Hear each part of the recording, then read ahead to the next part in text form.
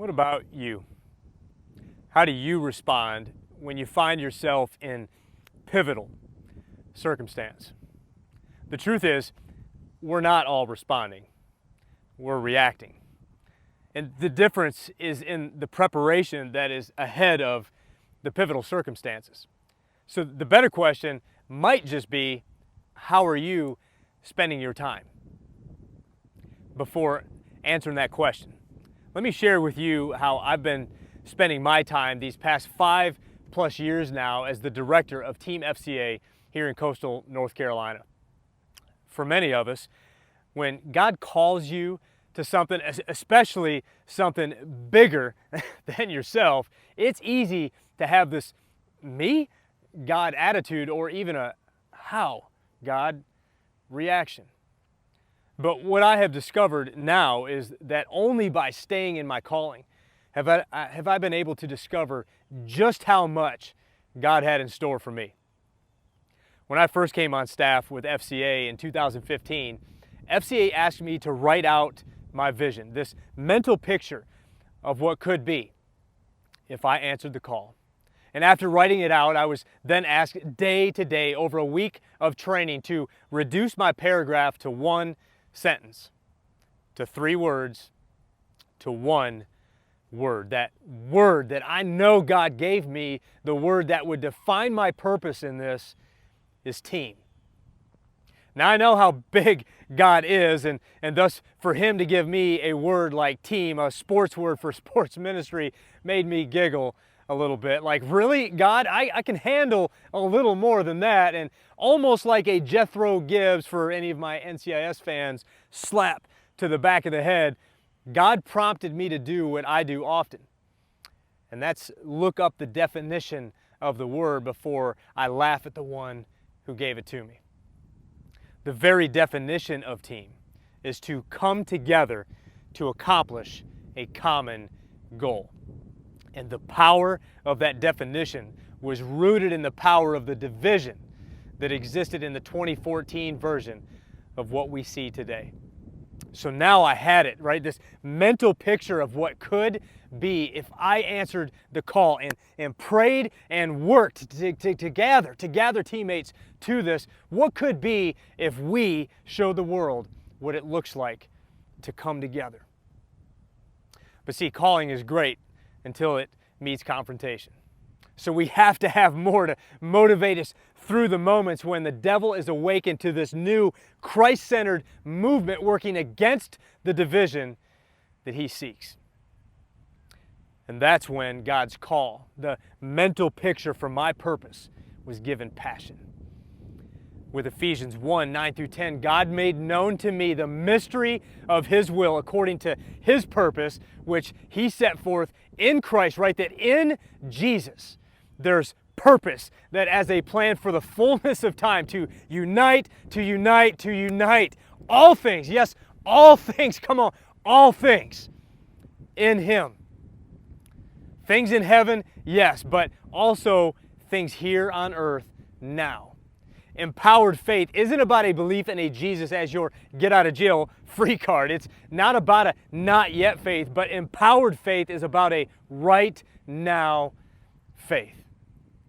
Faith that put in the time to be ready to respond to pivotal circumstances.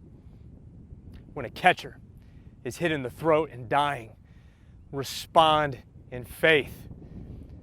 When someone dies tragically, stand with those hurting and respond in faith.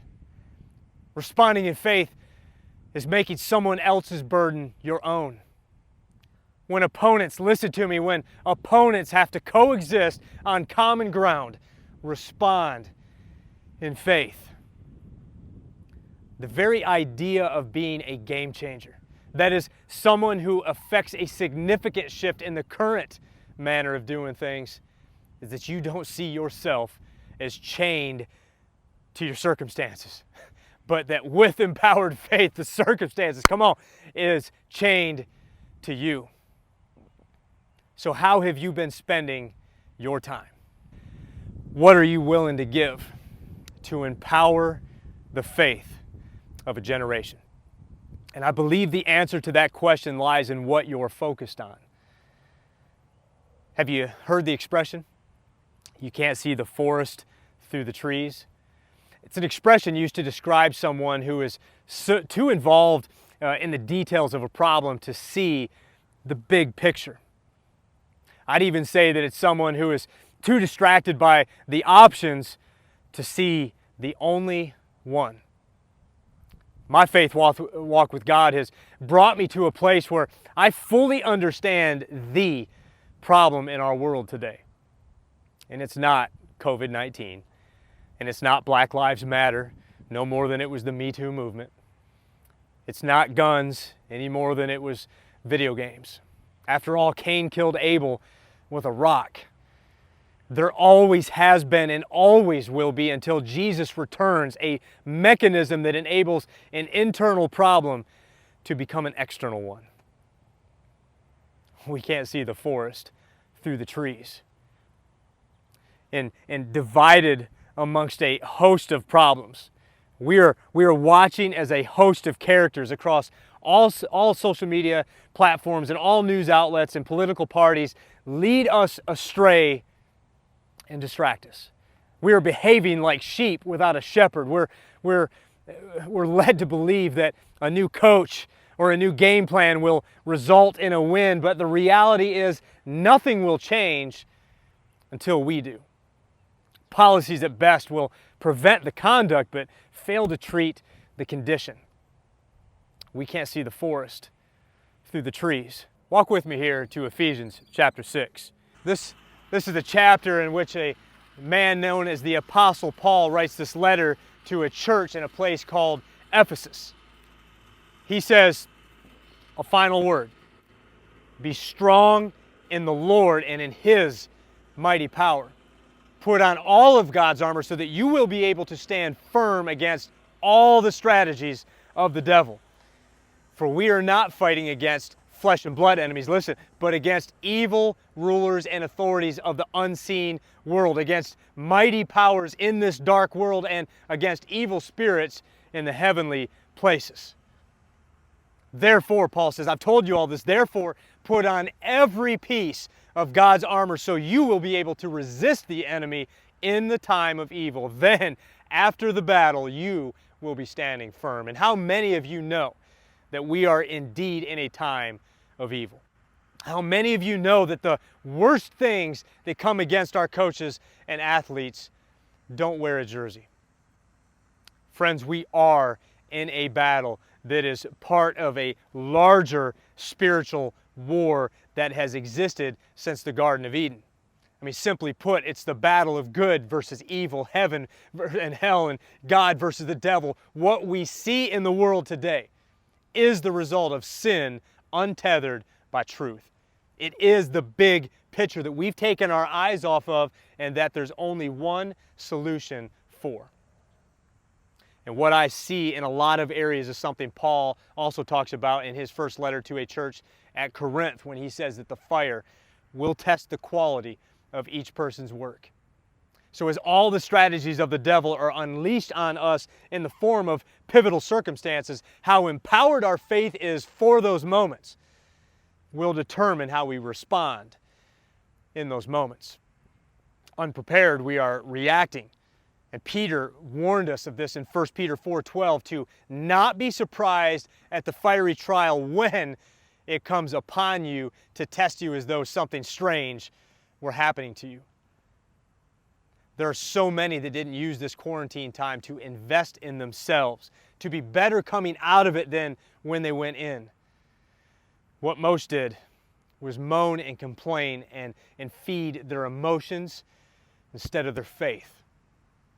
And thus, when things got a little worse, people led with those fueled emotions instead of empowered faith. And we can't see the forest through the trees.